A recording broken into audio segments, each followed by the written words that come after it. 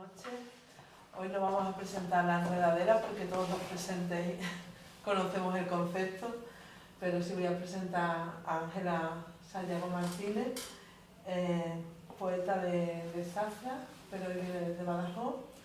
Ella es poeta, escritora, gestora cultural, filóloga francesa, traductora, correctora profesional, editora, fotógrafa, ilustradora, ponente, presentadora. ¿Cómo te da la vida? Bueno, y viene a presentarnos Taciturnidades, que es su último poemario, tiene otro en la calle, ¿no? Y bueno, pues yo no me enrollo, todo tuyo. Muchas gracias. Bueno, pues buenas tardes y muchas gracias a Carmen y a La Enredadera por la oportunidad de presentar este libro aquí y de cederme este ratito en el que poder explicaros pues parte del proceso a la hora de escribir y el porqué de este poemario, Taciturnidades. La ilustración que viene también es obra mía porque representa lo que es en sí el interior del libro. Tiene varios años de dedicación y de hecho algunos de los poemas que contienen se remontan a hace 4 años cuando vivía en Ciruela, que yo digo que estuve allí en retiro espiritual porque a pesar de tratarse de un lugar bonito, está súper apartado y la vida me llevó allí para que iniciase un proceso de transformación. La vida se constituye de ciclos y para mí ese periodo allí pues, fue uno de ellos. Allí empecé mi labor docente y también surgió allí Cabeza de Chicharra, que es un poemario que me autopubliqué. Y aunque, bueno, no puede ser Taciturnidades sin Cabeza de Chicharra, van los dos muy ligados uno al otro. El otro fue una especie de exorcismo, un vómito tras la resaca que produce pues, una relación tóxica y algunas sustancias y el maltrato psicológico, entre otras cosas. Pero bueno, tenía que abandonar esa parte de rabia y ya desde la calma pues escribo Taciturnidades, que yo la relaciono también con ese momento de petricor, o petricor se llama, ¿no? Ahora, que, bueno, por poner, por ejemplo, la lluvia, de la misma forma en que tras la tormenta llega la calma, pues ese perfume de la tierra mojada, que sí que ahora se llama petricor, pues comienzo la nueva andadura de poemas que hablan de ese retiro, de la soledad, del amor, de la naturaleza en algunos de sus estados, como los animales muertos que vemos en las cunetas. Y finalmente desaparecen convertidos en polvo como si nunca hubieran existido, mientras nuestras vidas parecen acontecer casi sin darnos cuenta, imbuidos en la inmediatez que nos exige la sociedad capitalista y desigual de nuestros días. Y después de esta introducción, pues voy a leeros el poema que inicia el mismo y que resume a grandes rasgos Taciturnidades. Se llama Refugio enmarcado por un cerro. Sentarse a leer, observar las nubes del mismo color que un cuadro del romanticismo. El reflejo salmón brilla en las ventanas de una casa deshabitada y la música suena alto, a lo lejos, en terrazas donde no laten corazones ni se tocan las palmas. Ciruela es un refugio enmarcado por un cerro y se engalana con extensiones de pasto seco, donde yacen ovejas descompuestas en cunetas que recogen el agua durante las estaciones duras. El frío me inmoviliza. Desaparece esa gracia de la luz. El sol da paso a cielos violetas que huelen a lavanda. Los párpados discuten en los árboles. El campo amarillea. Deja un aroma a paja movida por el viento. Escribo. Minerva trata de regular su temperatura y Harpur espera sobre mis piernas desnudas, ya lo siento cercano, ese proceso. Los ángeles están conmigo. Aquí ya menciono los animales descompuestos que he mencionado antes. En este caso son ovejas y en el fondo creo que esos animales muertos me representan de alguna manera. No siempre, pero sí en ese tránsito de los ciclos que tienen su parte negativa. Y en ese poema también aparece Minerva, que es mi perrilla, que me acompaña hace 5 años y que es mi salvadora, presente en muchos de los poemas y de forma explícita o simplemente con la descripción de acciones dentro del poema y en las que se ve implicada. Hay referencias a la música y a libros o géneros literarios.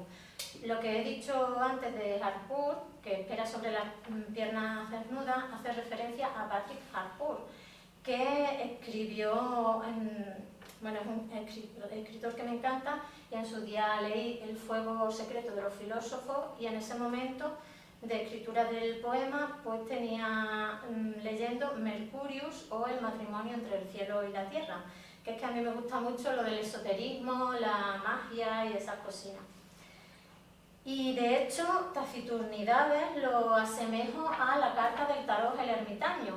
Si Cabeza de Chicharra lo asemejaba a la muerte como transición, este es la carta del tarot de El ermitaño.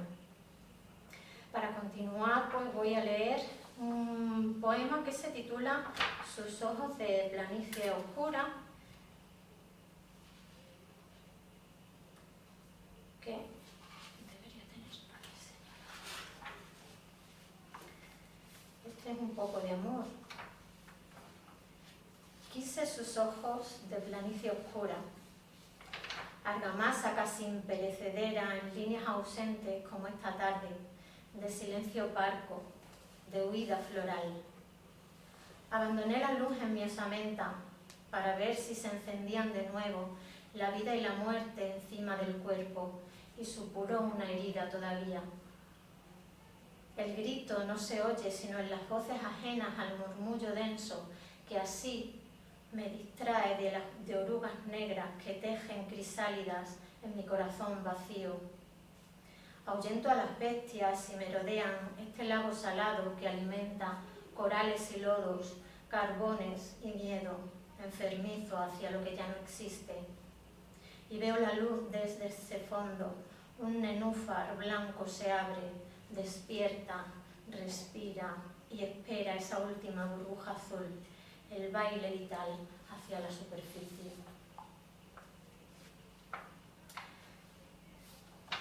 Que me pierdo con los polis. A lo mejor pensaste que al decir yo que era un poema de amor iba a ser un poco más explícito, pero a mí no me gusta escribir mucho en los poemas te amo y esas cositas. Este poema en realidad habla un poco del amor narcisista y de cuando uno se olvida de sí mismo dentro de relaciones que tendrían que ser de otra forma y se dan malamente. Voy a leer ahora Retiro. Este poema también lleva implícito el miedo al rechazo. Dice así: escribo y dimito para no ser juzgada. Me escondo en el campo porque tengo miedo de la vida, de los demás. Y solo pinto en la necesidad, porque no tiene valor sino en la pasión que devora todo mi tiempo y bloquea la libertad de mis trazos. Será un poquito más corto. En Siruela estuve 3 años como si fueran 3 años de pandemia. Y hasta que no me sentí preparada no volví un poco a la sociedad, a la vida social, que, bueno, era casi como una eremita, aunque iba a trabajar, pero no me relacionaba mucho con la gente. Y bueno, volvamos al poemario y ahora a los animales muertos en la carretera, que sí, tengo un poema que se titula así. En mis viajes de Siruela a Zafra y viceversa, pues a veces tenía que parar a hacer pipí entre los arbustos, porque son 2 horas y pico de camino. Entonces, al lado del Zújar, creo que, no sé cuál, bueno, un pantano que hay cerca, el de La Serena, Y allí pues escribí, me detuve un poco más y escribí el poema este en el móvil, que como ya he dicho se titula Animales muertos en la carretera. Animales muertos en la carretera, encinas como en una acuarela, y la burbuja del coche que me ampara dejan atrás líneas blancas donde sangre salvaje ha vertido su hilo en un murmullo de pequeños huesos rotos y carne en la que habitan las moscas.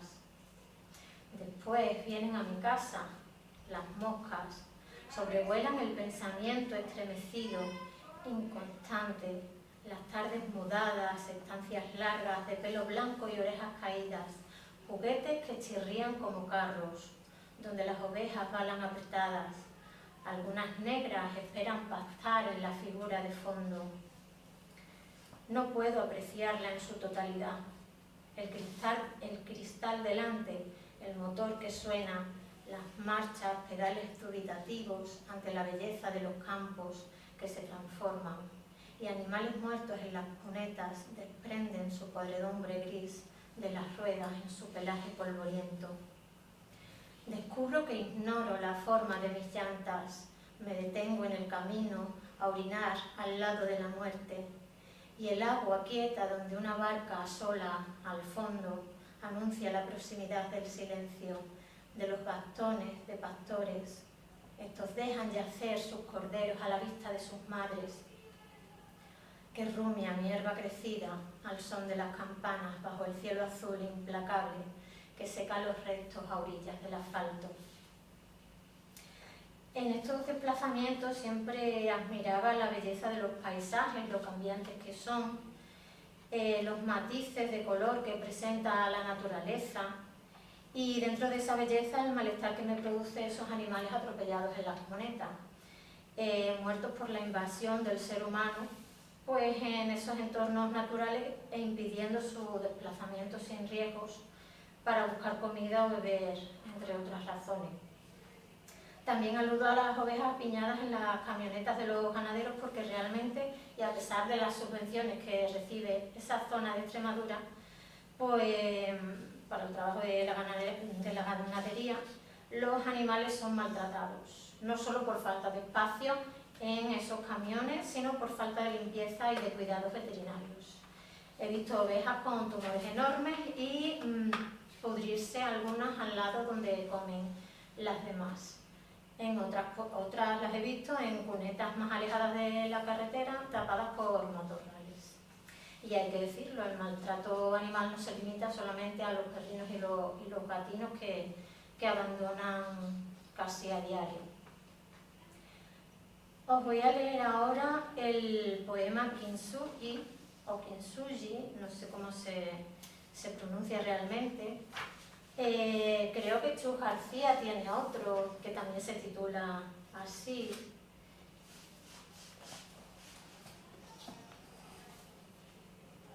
Las cicatrices son hermosas, cuentan los pasos dados sin medir, la forma en que se romperán la taza, el plato, el jarrón, la carne. Basta seguir las líneas de distinto color que brillan bajo la luz que parpadea observando el camino recorrido. Así son las estrías de una madre o aquellas de un cuerpo restaurado, las de una mujer que ha pasado hambre o le ha cambiado el cuerpo con el paso de los años, las de personas accidentadas, las de aquellas que no querrían presencia en este mundo y son como ángeles caídos conscientes de sí. Las cicatrices son bellas porque las causa el aliento, un rujo en el mar con salientes, el delirio de un loco, amor de gato, mordida de perro, caída y vuelta a levantarse. Las cicatrices son hermosas, incluso si solo supuran por dentro, antes de cerrarse y sanar, tatuaje imperecedero, emoción que camina, sobrepasa y trasciende. Sobre este poema no hay mucho que decir, simplemente que Kintsugi hace referencia pues, a una técnica japonesa, la conocéis, ¿no? A la técnica japonesa que consiste en pegar los pedazos de un jarrón que se ha roto con, no sé qué es, como un pegamento dorado con oro. El siguiente también es de amor y se titula Así alguna vez, así empieza el primer verso. Si alguna vez volviéramos a encontrarnos, fingiré no conocerte, ni saber a dónde lleva el lado oscuro de tu corazón somnoliento, el camino intransitable donde encontré mi guarida. Postergaré el rumor de tu mano en mi mano y la empinada cuesta del olvido en las notas fugaces de poemas bajo la noche sedienta. Si alguna vez volviéramos a cruzarnos en cualquier calle transitada, evitaré detenerme ante el frugal ardid del destino que se ha roto. Y trae la bóveda como una tapa de ataúd. Y tú, pájaro negro que anida lejos de esta ausencia, osarás sostener el filo de la pupila en el presente sostenido, en los huesos fracturados, expulsados de ese river of the sea. Si alguna vez volviéramos a encontrarnos, obviaré la turbación de la sangre que palpita, el olor de nuestro juego perdido, la brisa entre los árboles, vivir en la desbandada, adentrando arrodillados en la oscuridad. Terminaremos desvaneciéndonos en el polvo, en la extraña realidad que nos mantiene entre dos mundos, donde duele despertar y perdonarse del tiempo. Si alguna vez volvemos a encontrarnos, daremos media vuelta y olvidaremos el cálido abrazo, el roce de la piel, aunque sea imposible aligerar la carga, no decir las palabras correctas e ignorar el fantasma, pero encontraremos el refugio en algún lugar del sueño. Pues decir simplemente que era de desamor y he mencionado a River of the Sea, que como decía al principio, suelo meter canciones y referencias musicales en los poemas. River of the Sea es una canción de Matt Season, que no sé si conocéis este grupo. El cantante cantaba también en el grupo Alice in Chains, ¿os suena? Sí. Que yo, adoración absoluta, es un grupo de grunge de los 90 y me gusta muchísimo. Y pues Matt Season fue anterior a Alice in Chains.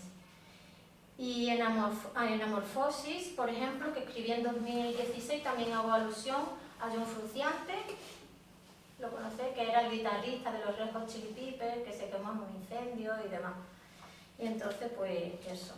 Pero bueno, como dijo Umbral, yo he venido a hablar de mi libro y no de las historias de los cantantes que se queman. Bueno, el siguiente poema, Lloverá, ya queda poquito. Lloverá.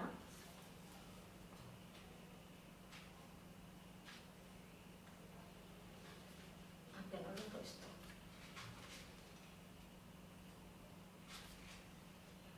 No, pues entonces lloverá no es.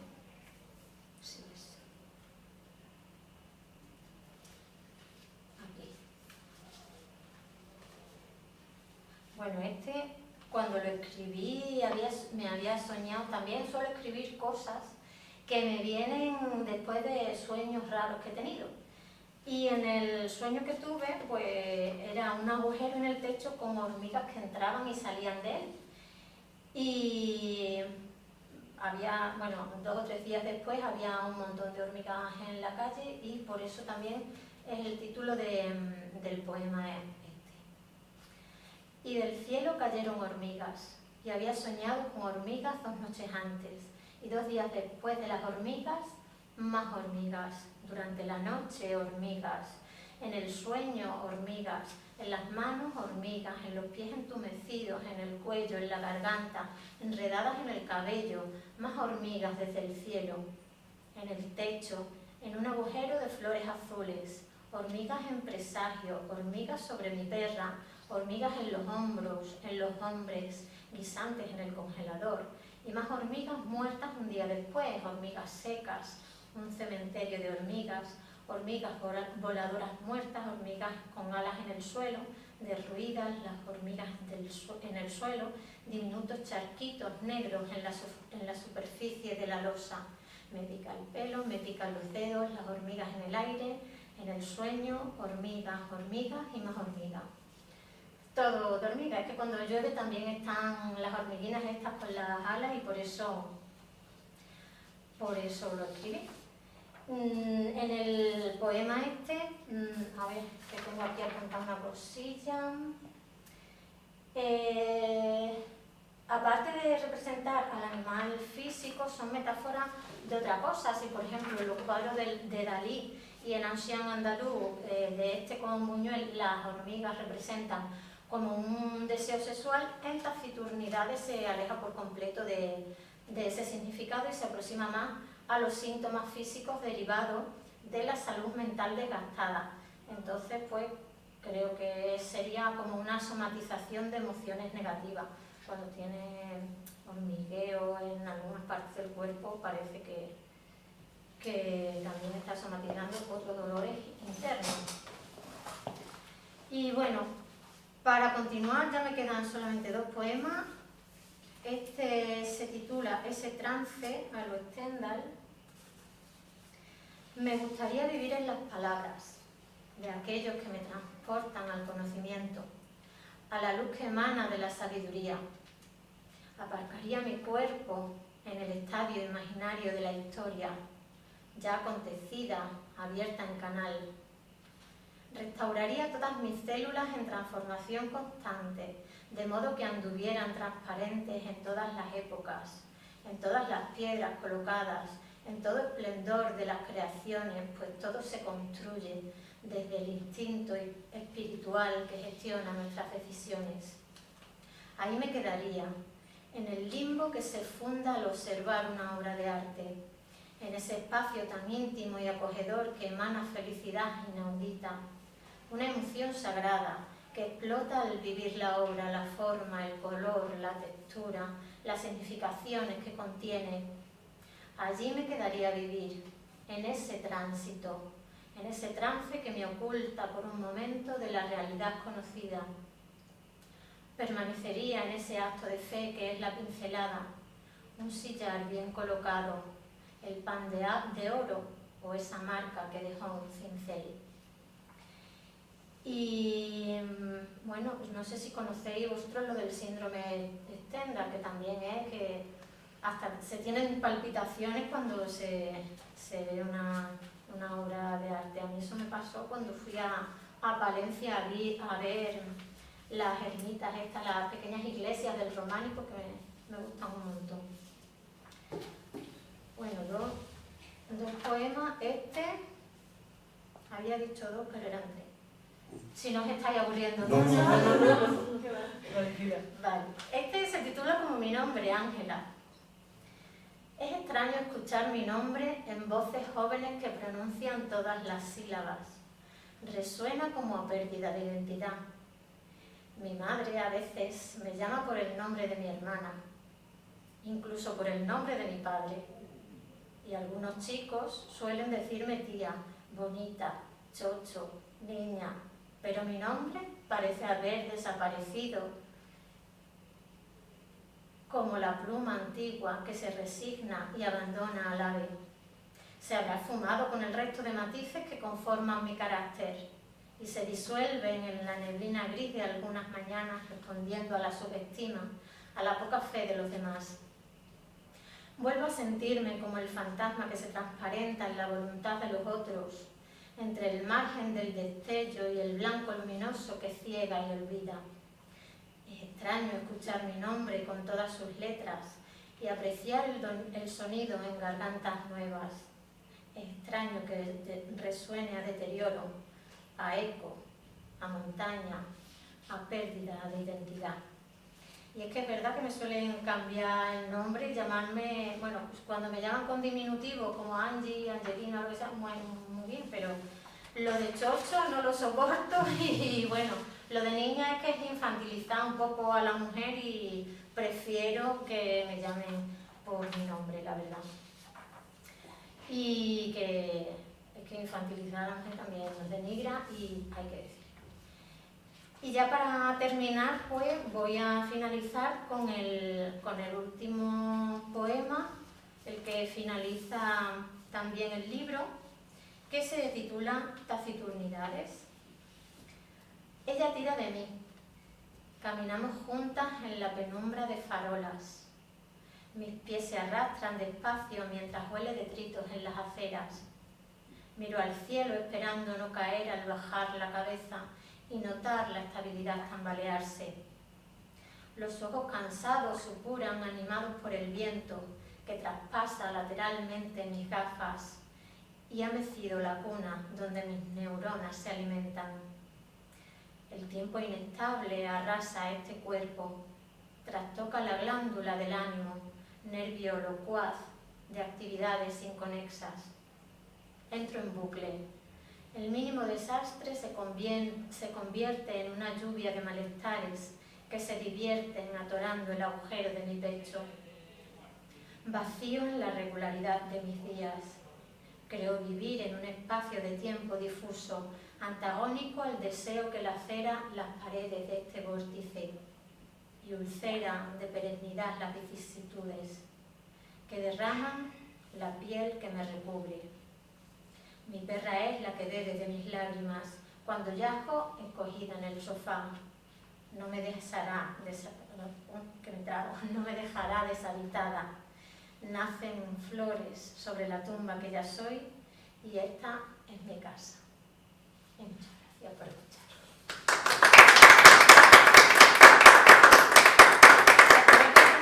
Si tenéis alguna pregunta que hacerme, os lo puedo responder ahora que estamos en petit comité. Y sí, Yo sobre lo que te gusta escribir, te gusta el idioma y tu profesión como profesora de francés, ¿no? Sí, soy profe de francés, pero me gusta más escribir y expresar cosas. En español. En español. Tengo también algunos en francés, pero son como más complicados luego de llevarlos a un recital, porque al final si lo recito en francés, la mayoría de la gente pues sabe inglés o portugués y a lo mejor un poquito de francés, pero no se entiende. Y tendría que leerlo en francés y luego la traducción. Entonces, algún día haré alguno bilingüe. Tengo la traducción de un relato corto de Héctor Malot, que es un escritor del siglo XIX, me parece, XVIII-XIX, que es también es de miedo, unas serpientes por ahí.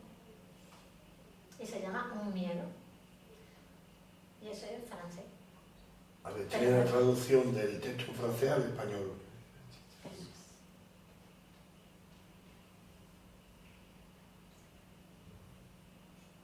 ¿Y empezaste a escribir, cómo empezaste a escribir? ¿Con el libro anterior o ya escribías Desde que estoy en el instituto. De hecho, cuando me encuentro con Luciano Feria, siempre lo recordamos porque los primeros poemas se los di a él para que los leyera y les echara un vistazo. Entonces, desde los 16 años ya estoy escribiendo.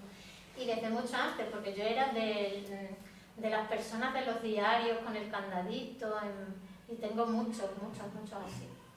De reflexiones primero y luego ya empecé a resumir esas emociones, en vez de escribirlo todo, a resumirlo y a ponerlo más en pequeñito, que son los poemas. ¿Y qué representa el ermitaño en el zodiaco, en el tarot? La reflexión, el retiro para reflexionar sobre algo. Pero no me lo sé todo, me gusta lo del tarot, pero no me sé todas las cartas. ¿Todos los poemas están escritos en ciruela o en el camino? No. Unos en Ciruela, otros ya en Badajoz, otros alguno está de antes.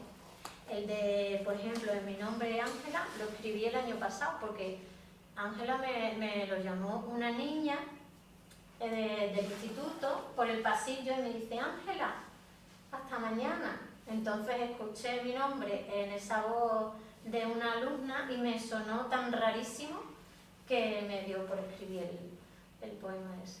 Normalmente no me llaman por mi nombre, no sé. Los alumnos nos llaman por tu nombre.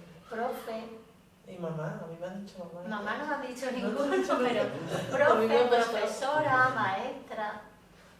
Y me sonó tan raro que me dijera Ángela con el nombre entero. Es que mi madre tampoco me dice, me confunde con mi hermana y con mi padre. Que a mi hermana también le confunde el nombre conmigo, que no solo yo. Pero, sí. Y ya está, ¿no? Muy bien, Listo. bueno, todo. Muchas Espero que os gracias. haya gustado, Sí. que haya resultado así un poco interesante. A lo mejor me he soltado un rollo muy largo, pero No, yo no, creo no. que está bien hablar un poco y hacer alusiones a otras cosas.